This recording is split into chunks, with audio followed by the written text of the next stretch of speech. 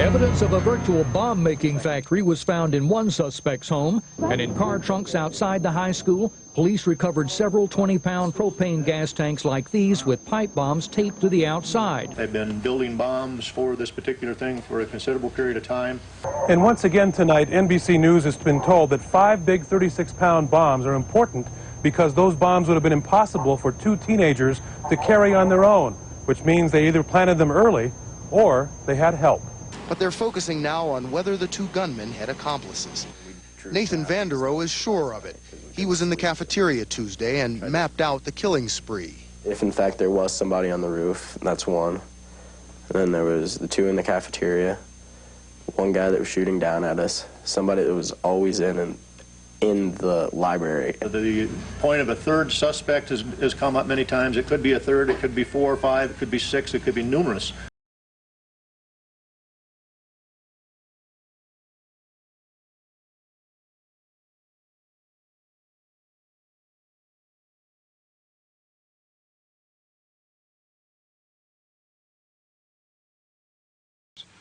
We've been investigating the shootings at Columbine for the past 6 months, and tonight you'll hear new and surprising information about what happened there.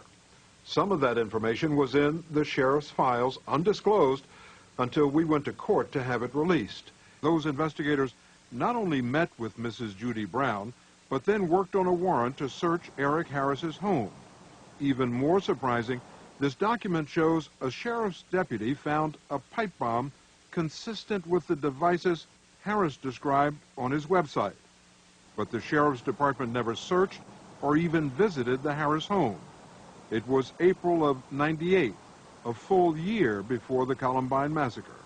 People are covering up everything that went wrong, and I want these lessons out there. At the same time tonight, authorities say they now know that Eric Harris and Dylan Klebold had in mind much more than just the bloody massacre. They wanted to destroy the school and all in it. NBC Jim Abela in Littleton again tonight. Jim? Tom, tonight a new look from someone inside the cafeteria just after the shooting stopped. A bomb expert who tells NBC News it wasn't just 1 big unexpected bomb left behind, it was 5.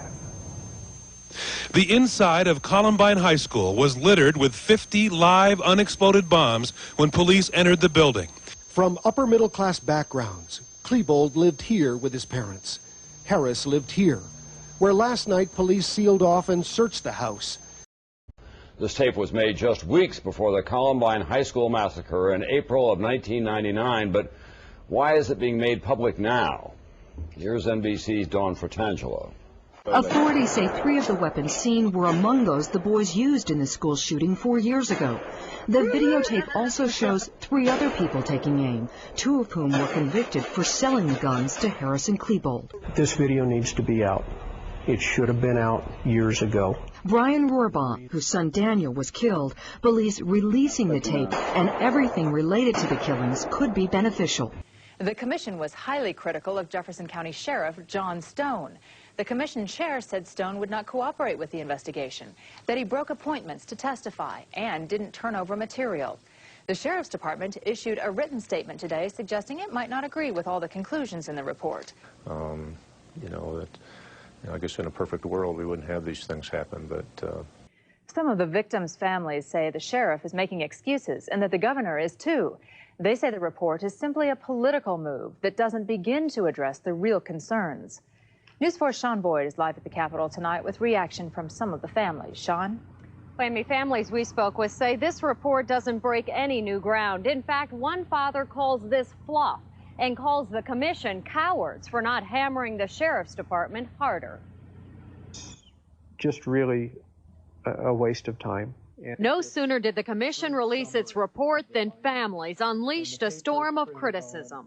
I'd be ashamed if I were the governor to put something out like this. Just really a waste of time. No sooner did the commission release its report than families unleashed a storm of criticism. I'd be ashamed if I were the governor to put something out like this. Brian Rohrbaugh's son died in the shooting. He says everyone knows the Sheriff's Department made mistakes. He wants to know why. This report, he says, gave excuses, not answers. There was a lot of warnings here.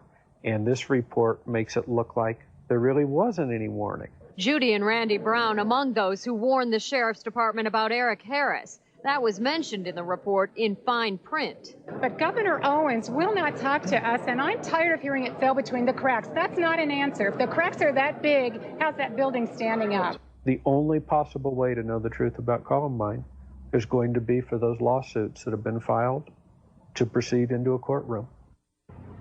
For a buzz among several families suing the Sheriff's Department and the Jefferson County School District. The sheriff told the commission that pending litigation is why he couldn't testify, and the governor says he doesn't have the power to subpoena the sheriff. Amy? We've been wanting the truth, and that's what we want. We want to know what happened. We want to know the truth. The Rohrbach family now awaits the results of the El Paso County Sheriff's independent investigation of Columbine. In this statement, Colorado Attorney General Ken Salazar agrees with the coroner's decision to hold off on the inquest. He says everyone involved must wait until the El Paso County Sheriff's Office finishes its independent investigation. That could be as soon as 2 weeks. Ron? If they had acted on our information, Eric Harris would have been arrested and Columbine would not have happened. But some evidence is still closed. Results of the school's own investigation and a deposition given by Eric Harris's dad may never be released. Jennifer Miller, CBS News, Jefferson County, Colorado. Now, 5 years later, there's a grand jury investigating Columbine. Specifically, they're looking at this document that has no JC number. It was not disclosed until ordered by a court. This is investigator Mike Guerra filling out an affidavit for a search warrant. And what's the search warrant looking for? 14 months before the Columbine shootings, the police are looking for bombs and bomb-making equipment.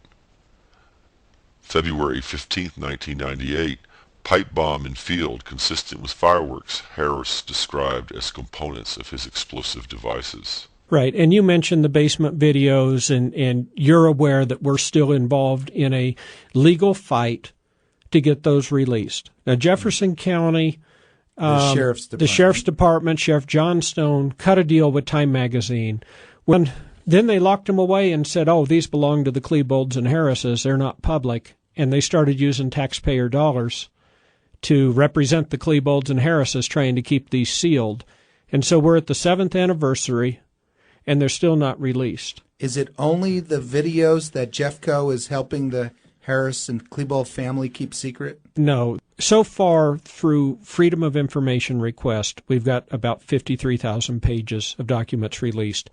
But there's another 3,000 that I saw under a seal of a federal court, which I am not supposed to talk about because while the criminals go free, they would surely put me in jail. Right.